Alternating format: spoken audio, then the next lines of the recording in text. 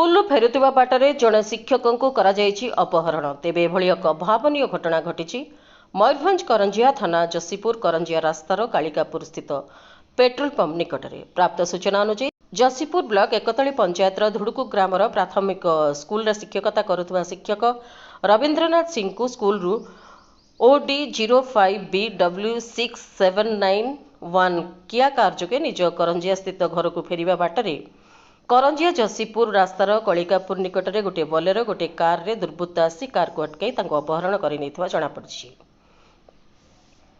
ए संपर्क में सूचना पाई करंजिया पुलिस घटनास्थल में पहुंची अपहृत शिक्षकों कार को हेफाजत को नेबा सह अधिक तदंत जारी रखी। तेज संध्या समय अपहृत शिक्षकों सहधर्मिणी और सहयोगी एवं शला करंजिया थाना लिखित एतला देइछन्ति।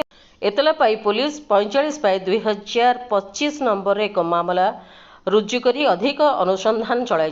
घटना संपर्क में शिक्षकों सहधर्मिणी बा शला कौनसी प्रतिक्रिया देई नथिबा अपहृत शिक्षक जनक ऑनलाइन ट्रेडिंग व्यवसाय संपृक्त रहिथिबा और क्रिप्ट करेन्सी व्यवसाय अपहरण कारण होइथाय पारे एवं तेबे सविशेष तदंत पर घटनार रहस्य उन्मोचित हेबो बोली साधारण चर्चा है। मयूरभंज जिला करंजियारू दिनेश कुमार दास का रिपोर्ट, प्राइम टीवी ओडिया।